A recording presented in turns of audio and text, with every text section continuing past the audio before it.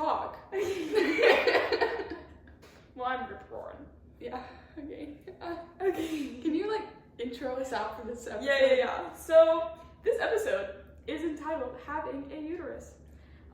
Before we start, let me be clear, we are not doctors. I know we look like professionals, but we are not, unfortunately. So, this is not professional advice. It's not. It's really not.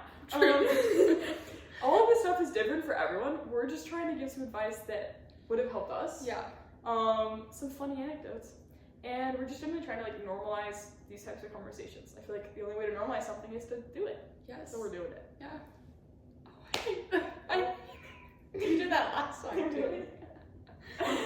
Okay, so looking ahead, just so you guys know where we come from and where we're going. So Okay, I'm ready. Are you? Yeah. Okay, we're doing period stuff first. We're gonna talk about like, you know, having like the normal path. We're gonna talk about like doctors and the intimidation of that. We're gonna talk about being, you know, finding support when you're surrounded by men. Gross.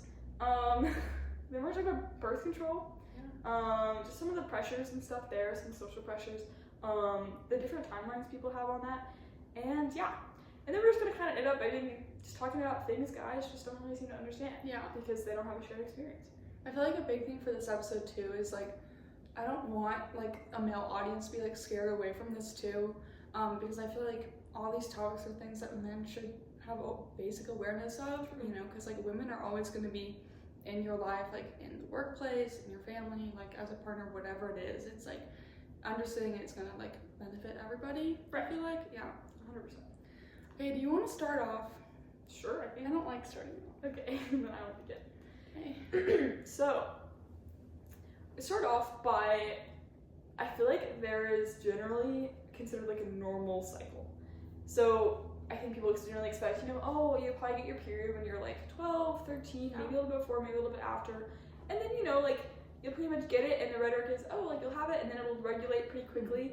And then, you know, once a month, you know, every 28 days or whatever it is, you'll have a period. You know, sometimes you'll have cramps, sometimes you won't. And, like, a lot of times that's true. That's true for a lot of people. But it is also totally normal for that to not be your experience. Yeah. And I think I really didn't know that going into all of this. Because I started my period pretty late. I was 14? Yeah, I was 14, which isn't that late, but I felt really late. Yeah. Because, you know, you have everyone around you, like starting, or it feels like everyone around you, because you know, you have friends who started, and then all of a sudden you're like, they're like the in-group, and they like know what it's like to quote-unquote be a woman. And you don't, you're like missing this fundamental, like what you think is this fundamental piece. And there's also like kind of like an anxiety about it, because I remember there was a couple girls who got it before I did, and I was like, is there something wrong? You know what I mean? Like a physical anxiety about it. Right. Like, which you shouldn't have. No girl should have to worry about that when it's just totally like a normal. It's different for everybody. Well, it's like not only like getting it to start with, but also then regulating. Yeah. Because it can take a really long time to regulate, which is something I also didn't know. And like for me, like mine still hasn't really regulated. Like by that, do you mean like you don't get it every 3? Right, exactly. Like it's not like on a super consistent timeline. I don't have, you know, 12 periods a year. And you know, this is like 3.5 years from my first period. Mine still hasn't regulated. And like I've talked to my doctor about that, and you know, like there could be medical reasons for that, but it's kind of like this horrible feeling when you feel like you're not on the normal timeline, because you have like, at least for me, I had people like either on the internet or even in person telling me like, oh, well, why are you worried? Like, why does that make you sad that you haven't had it? Like, you should be grateful because you're not having to deal with like all the side effects I am. Or like, oh, you should really be grateful because it's just so much easier. You know, I wish I was like you. I wish I didn't have my period. But it's tough because it's like you're desperate to like not have to worry about it. You're like, oh, well, then maybe they're right. Maybe I should be grateful and like taking advantage of this time where I don't have to worry about this thing. But all you want to do is just like feel normal. Yeah, totally. And you just don't want to have to worry about it. You want to just like have your period, have everything feel like okay, and just move on, like check that box. I also feel like I remember when I was first getting into social media, I would see like TikToks or, you know, YouTube Shorts. I don't have TikTok, I have YouTube Shorts. So I'd see YouTube Shorts, so TikTok re-uploads. And they would be like, you know, the ones where it's like, this one's for the girls, or like, all girls get this. That's the other thing like, I feel like only girls understand. It's like fitting into almost like a club, like once you actually get it, you know what I mean? It's like, all you want to do when you're that age is like be normal and be able to like relate to those different things. Right, and like you really want to be like, I'm a woman, like I relate to all women. Sure, yeah. But also, periods are not a universal experience. Yeah. Not every woman has a period, and they're not universal in the fact that they're not standard. They happen different ways. Mm-hmm. People have so many different like health. Mm-hmm. Like there's just so many different like experiences of the period, and also of the period. There's so many different. Anyway. Yeah. But like it felt so isolating because like here I am like coming into myself as like a young woman, I would say, you know, I'm like 13 and 14, and I feel like I'm not in the club because I'm in like the out group. I haven't had this like big thing, you know, that I don't understand the jokes in those little videos. Okay. It's like stupid, but yeah, it did hurt. I was like, gosh. No, yeah. Also like you know, like it's also scary because like Riley was saying, like there's a physical anxiety. Like, is there something wrong with me?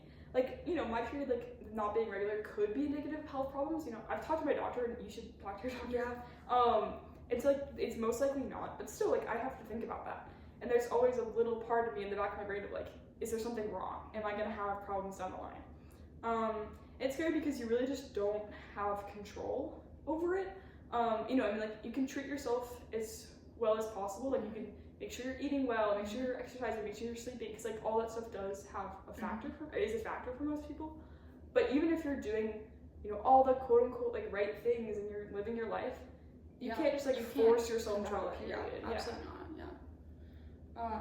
Yeah, I think those are all really good points. I think those are good to know too, because it's like there's just like a standard thing that everybody, that like young girls are told, and it's not the same for everybody. Right. Yeah. For me, I got my period probably around, I think 12 or 13. I don't remember actually what age. I think I was 13. But I got my period when my mom was out of town, and it was like the worst like timing ever. I mean, it wasn't because I knew what was happening, you know, but it's like being in a family where it's just like my dad and my brother. I was like, oh my gosh, like yeah, it feels scary. Well, and I remember my mom when I was little told me a story about she had a friend when they were like who got her period really early. She was probably 11, and her mom had died when she was really little, and her dad just like hadn't known how to bring up the subject, so she didn't know what was happening, and she like thought she was dying. Yeah, I've heard like that story from a lot of different girls who just. That's why it's so important to talk about it. Yeah. Like my mom like sat me down and told me like way beforehand, so I was like, I knew, but it was like.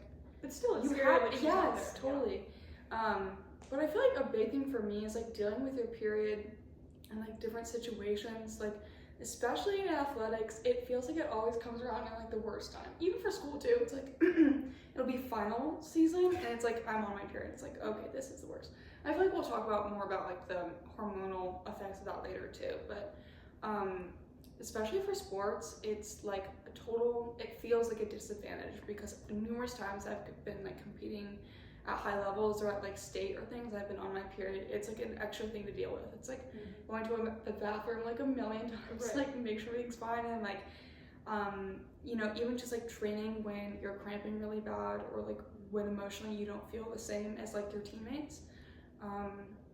There's definitely, you know, that's something that you have to think about, and I feel like a lot of male athletes don't think about that either, or coaches or things like that.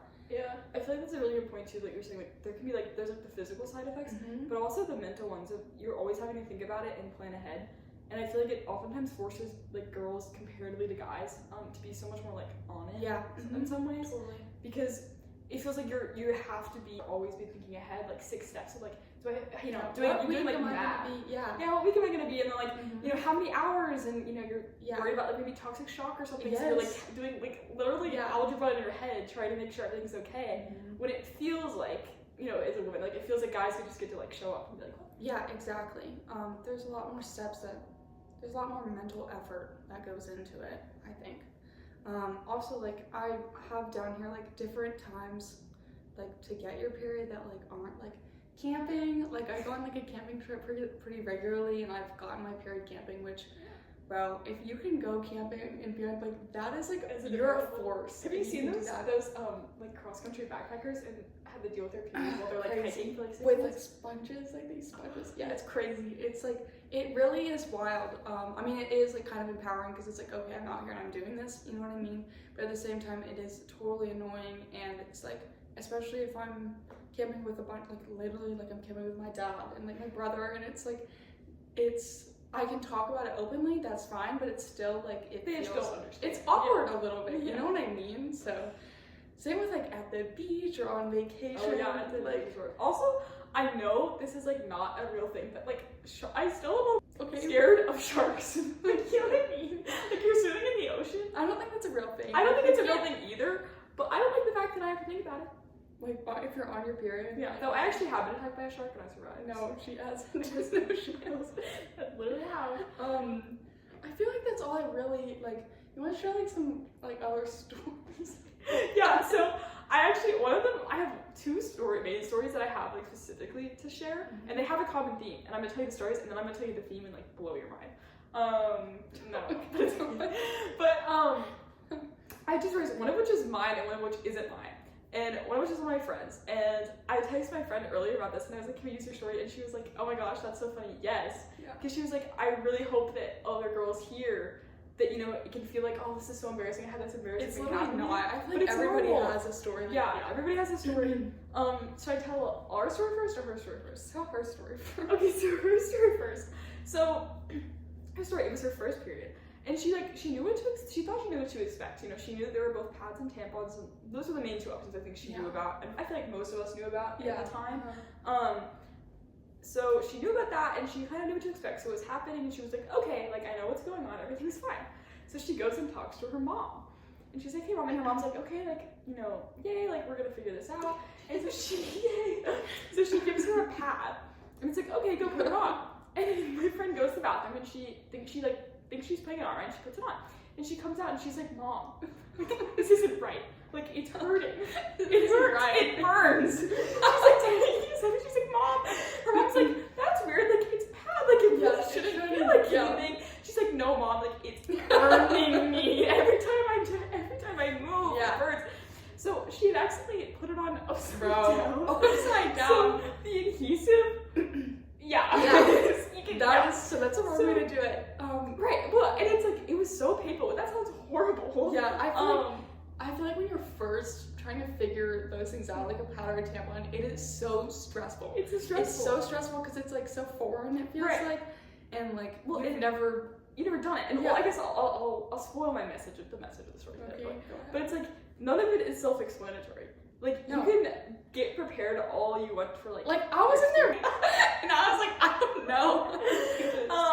Well, it's like no matter how much you prepare, like you can know what a pad is and know what a tampon is and know the differences and know like safe use guidelines and stuff. But then you're like sitting in there for the first time, like, okay, I gotta put this thing on or in. Yeah. And we're not even talking about like the diva cups. Like, there's all sorts of stuff. I want to try this, but I honestly, I think I just need to like watch a video because I'm not. I need the internet needs to help me. So our second story is the first time I learned to put on a tampon.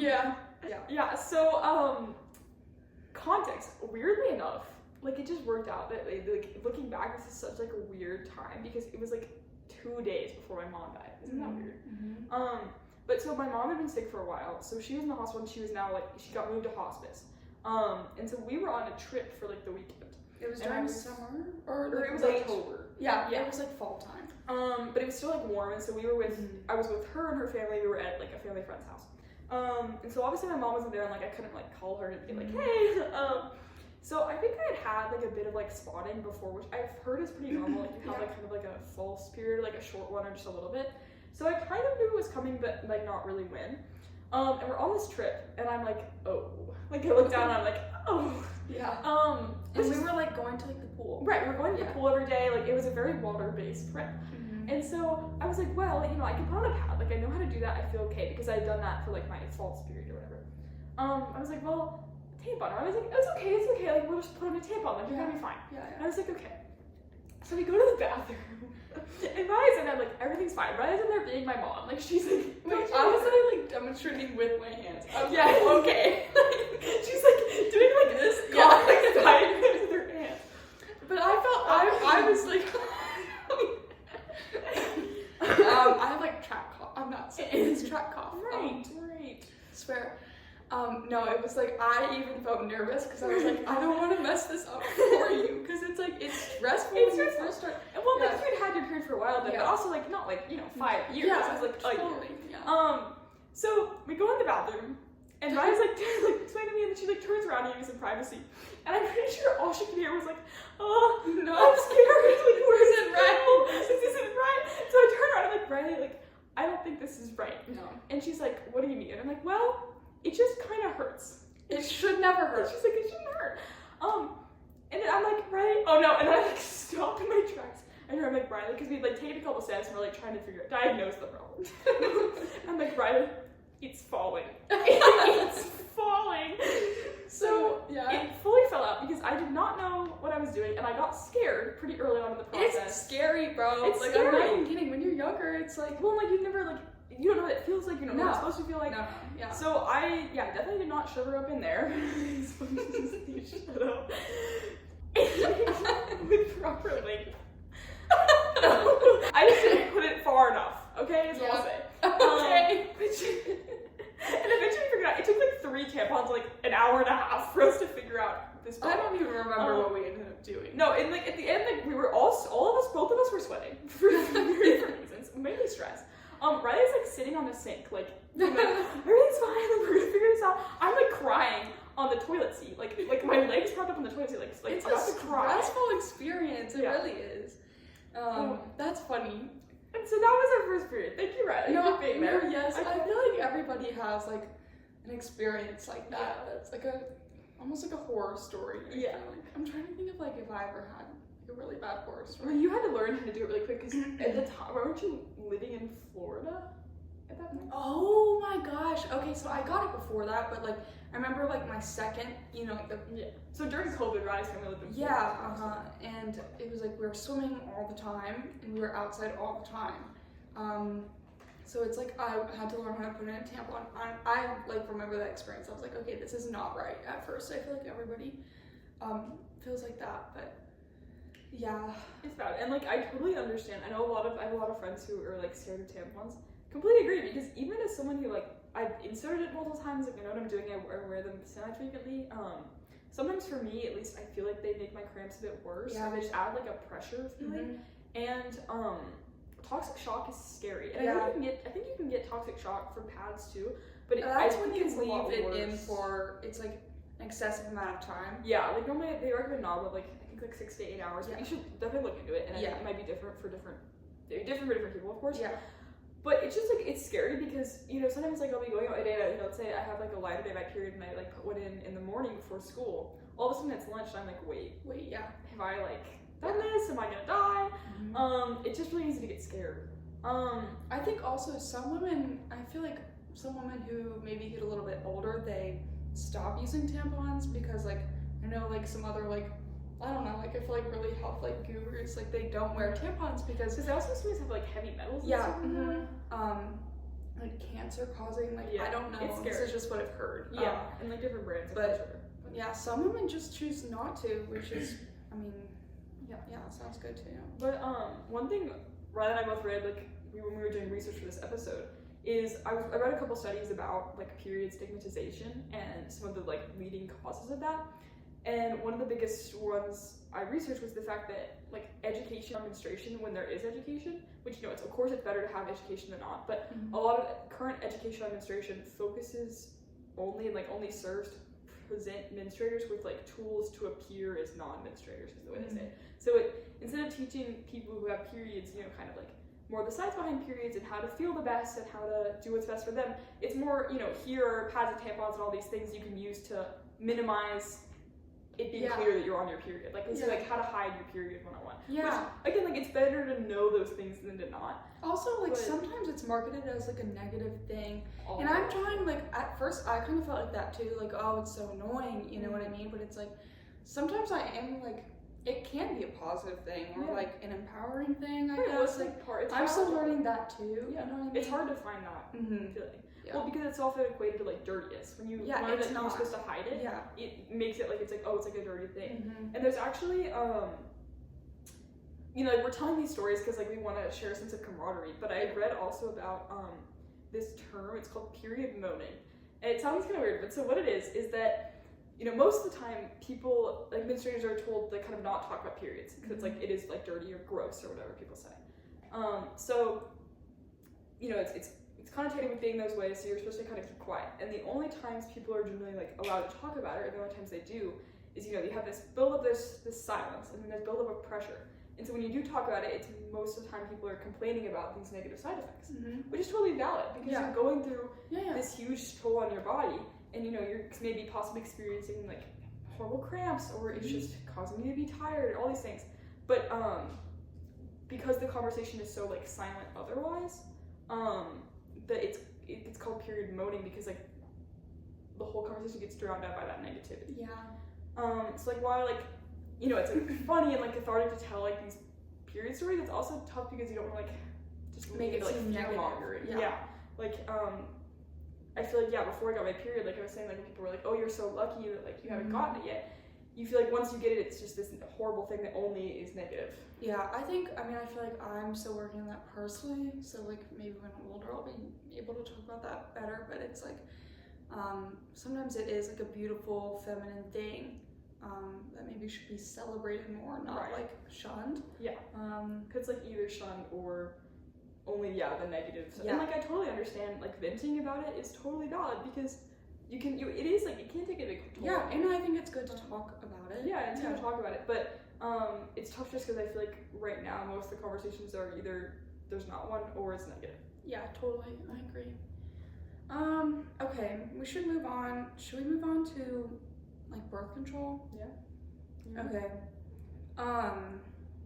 For birth control, I feel like I have a good amount on here about it. So I feel like for me, like there's definitely like a societal pressure to get on birth control eventually. You know what I mean? I don't know if there was like a specific age, but it's like somewhere around like high school, college, I don't know. Like there's just like that. What's another time where it feels like, oh, everybody's doing it?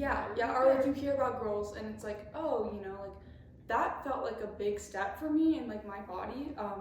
It felt like a big choice for me. And so like ultimately what it came down to, and like what I would advise girls to do, is only get on birth control for yourself and what you want. I know that a lot of girls feel pressure to start birth control if like they get a boyfriend, or if they're like it could be a lot of different reasons, but it's like there's like a male pressure almost. I would advise you to ignore that. I would advise you to focus on what you want for your body, because I think it is a pretty big choice. Just like starting any medication or anything like that. It's a serious medication.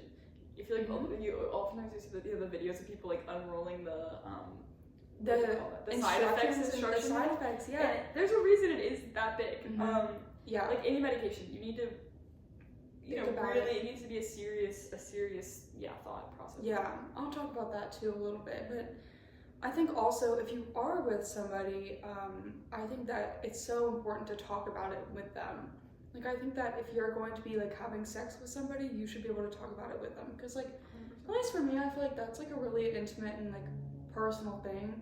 Like if you're gonna share that with them, like you should be able to talk about the other parts that come with that. You know what I mean? I think that's like the classic thing they always tell us in sex ed is like, if you guys can't have a really open conversation about it without feeling uncomfortable or thinking it's awkward, then you're probably not ready for any step. And that's for anything on the spectrum. And it should always, hopefully, like the goal is that it feels comfortable and it feels right whenever you reach a steady stage of anything. I agree. Like I think conversation is so important in any relationship. And I think that like your partner should be supportive and should listen to you, be respectful of you and your body, and like patience is really important. Like I don't think that there should ever be a pressure to start anything or do anything if you don't want to. I think also like some guys don't understand how much like thought and like almost like it feels like sacrifice that goes into like starting birth control or like different like contraceptives and stuff, because it's like I feel like women have to think about it more, right? Because we're the bodies that affect. And it's like there is so many side effects, and there's like mental strain and all these different things that happen that it's not happening to their bodies, so they're not aware of it. So I think like educating them and like openly talking about it with your partner or any like guys is like that's so important. Because also one thing that I feel like guys don't realize that I didn't even realize until I was older is that the experience you have across different types of birth control is so different for each person. Yeah. And honestly, most of the time you don't know how a certain method or pill or anything is going to affect you until you try. Yeah. So it's also like for me kind of like scary when I think about that. It's like, I'm gonna do as much research as I can and talk to my doctor, and that's great. But also there is an element that I can't prepare for, like how my body chemistry is gonna react with it. Yeah. And you just don't know. Totally. Yeah, I would say definitely like do your research, take your time. Like I spent a lot of time just for myself, like, learning about it and like educating myself because I honestly I didn't feel like I knew that much about it originally, and then like talking to my doctor was really important, and like she answered all my questions. And also if that isn't an immediate option for you, like Planned Parenthood has a great website. There's a lot of online resources. I think that's only the number of those is only increasing, which is super but I feel like just like the big preface is like every type of birth control is going to work different for everybody's body. So like if you need to switch, that's okay. Like your doctor can help you switch. Like everything is going to help. It's so individual. So just be like aware of that. And also, I mentioned this earlier, but like there's so many different reasons people go on birth control. Yeah, there's different reasons. It's not just for like a contraceptive, like right? Acne or cramps and cramps. stuff. Well, I remember, so I always used to go to summer camp. I remember when we were 10 or 11. You're at camp, and so everyone knows if you have to take night meds or whatever because you have to go leave and take your night meds. Yeah. And there'd be different people in my cohort who would be doing that, and it just kind of gets out. And I think there was a lot of judgment, not even intentionally, because we were little kids. We didn't really know. We were only just reflecting what we had learned up at that point. But there was a lot of judgment on the girls who were already on birth control at that age. I think part of that too is because we also just, at least and I don't think anyone else in my cohort really understood that there's multiple reasons people are on birth control. And also hopefully people wouldn't judge anyway. But yeah, totally. I also think for me, one of my biggest fears for it was physical side effects or even mental side effects, which you shouldn't ignore. I think that you should definitely be aware of them. But again, it's different for everybody. But I think that it does kind of feel at least for me, it felt like a sacrifice for a little bit. It's it just felt unfair. You know what I mean? I feel that was a feeling that I felt. Well, again, it's another thing that it feels like another barrier guys just don't have to deal with, because it's the same thing of the fact that you have to calculate how many pads and tampons you should pack for a trip. You have to be every single day, let's say you're on one of the standard birth control pills, every single day I have to remember to take this medicine at the same time. Yeah. And I remember, can I just remember Lollapalooza? Yes. We were at Lollapalooza. I was at Lollapalooza, which is a giant music festival. Yeah, it's in the summer. It was late at night. We were literally Megan Thee Stallion was playing. No, it was Future. It was Future. Future Metro Boomin. Okay, so we're in the mosh pit. I'm not kidding. We're in the mosh pit. I have my purse. My alarm goes off at 10 p.m. And I'm okay, I have to take my birth control. And we were stressed because we were it's just a lot of things. Yeah, so I'm not kidding. I'm sweaty. I'm in a concert outfit, literally shoulder to shoulder with everybody. And I want my birth control and take it with my disgusting and water. I was kind of standing to try to catch it in case it fell. That's the thing. You cannot lose it because you only have one. It's something that guys don't have to think about. Right. When you had to think, bringing it, how does that mean to think to pack it? If to take it. It's just a lot. There's also different types too. There's the IUD. There's the implant patch. There's tons and tons. But do your research about that. Yeah. And what works for you. That's all. What? You're talking about the things guys don't get. Oh sure. Yeah. So a big thing for us in this episode is things guys don't get. And one thing that I was researching was hormonal cycles, which turns out I actually didn't know that much about at all. So it was really interesting and kind of shocking for me. So a woman's hormonal cycle usually lasts, between 28 and 30 days, the general period cycle. And a man's lasts 24 hours. Yeah. So that's a really big difference. And I never thought about that. And I was like, wow. So when you go into it, so a woman's phase is 4 phases. It's menstruation, which is when you're bleeding, follicular, which is 14 days long, and there's a lot of information about like your mental mood. Like there's actually a lot of cool information about it. So do your research about that too. I did, and it was really interesting. Ovulation, which is like when the egg is like released. It's like 2 weeks before like your period starts, and then luteal, which is when like, you know, actually different hormones are produced, like progesterone and estrogen. So yeah, like chemically, like things in your brain are changing. That is a huge chemical impact. Yeah, totally. And then versus a man's, it's 24 hours. I'm pretty sure that, oh my gosh, what's it called that they have? Oh, testosterone. What's it called that they have? Yeah. Testosterone is higher in the morning, and around like 4 or 5 p.m. it's less or so, and like so yeah, it's different for different people obviously, but like that was shocking to me, because it's like we every single day of the month, it's a different like hormonal, like we have different hormones in our body versus for them it's regular every day. And I feel like guys and just, or people in general, I shouldn't say just guys, discount like how much of an impact it really can have on everything, like every single part of the way you feel. Yeah. And even if it maybe doesn't change your behavior, that can still totally change like the way how you feel mentally and totally. mental health. Yeah. I actually might link a couple videos down below that I was watching. Yeah, we'll have a bunch of sources in the description. Because we did a bunch of research for this video, and there's so much out there. And yeah, I highly recommend everyone.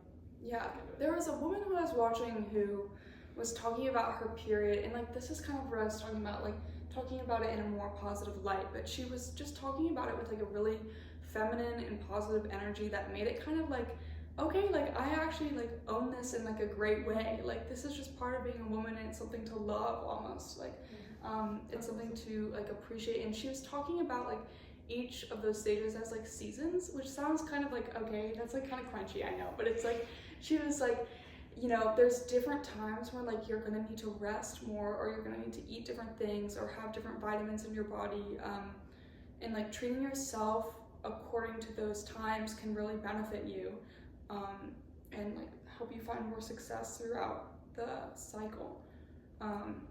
And I think that I was also doing a little bit more research about like PMS, because I feel like guys will be like, oh, she's just PMS. Like, there's such so a common thing. much like negative stuff out there about PMS. Like, yeah, I don't think that people really understand it that much. So premenstrual symptoms, it's a range of things. It's not just mental.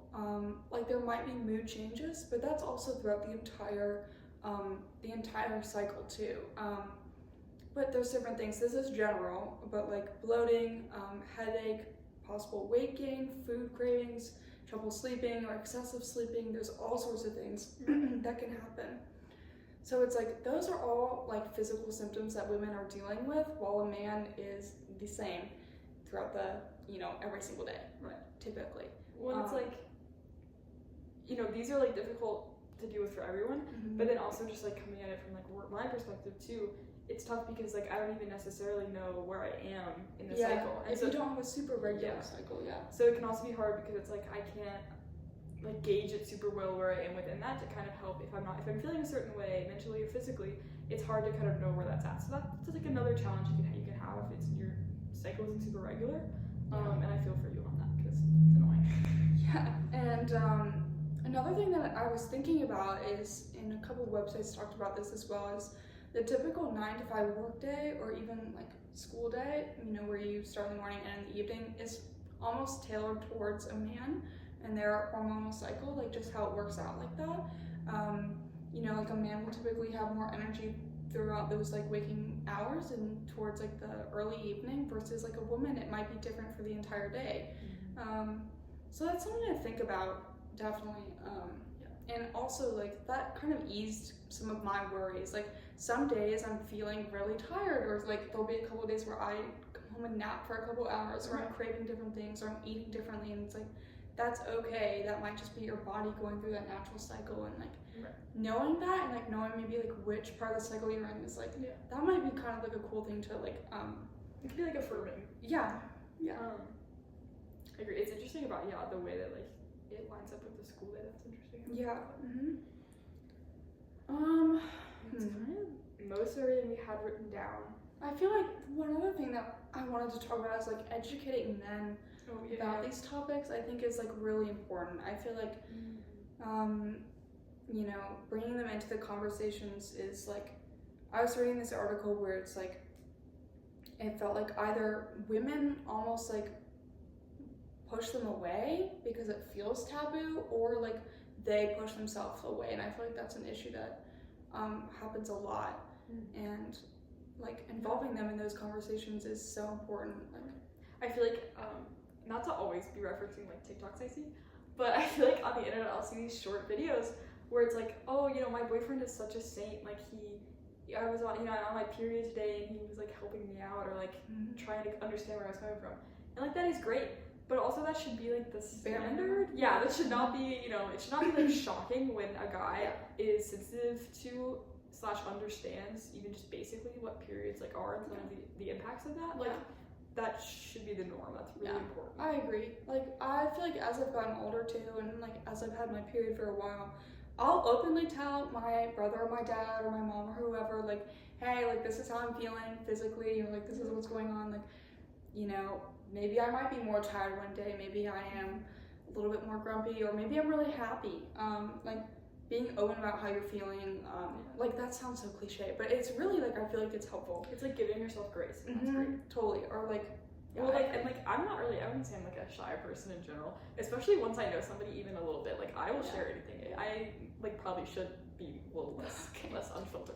But like one thing, I just like don't have the energy in some ways to like care about some of this stuff anymore. Like I don't have the mental energy to be like worried if I'm walking to the bathroom and someone can see that I'm carrying a tampon. I don't care Like I just carry, and like I know that can be really hard because there are oftentimes like social pressures about that. Actually, so yesterday, I was visiting an all-girls school for a tournament, and I ran into a girl in the bathroom, and she was like wondering if I had period products, and unfortunately I didn't. I felt bad because normally like you want to help a girl off, but we were talking. She was like, oh well, like it's probably I guess kind of weirder for you because you don't go to all-girls school. You know, like I just get to carry it around and like talk about it whenever I want, but I guess you can't.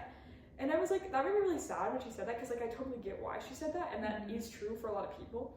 But that just shouldn't be the case. Like, the where you go to school, like who you're surrounded with, it should not change like how open you get to be about like your health.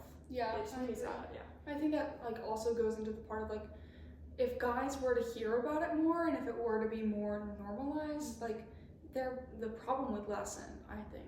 Yeah, 100%. I was reading a study, and it's like, you know, it was more of a report. It was looking over some other studies and giving kind of a summary, like the author's opinion on how we can work to ease stigmas.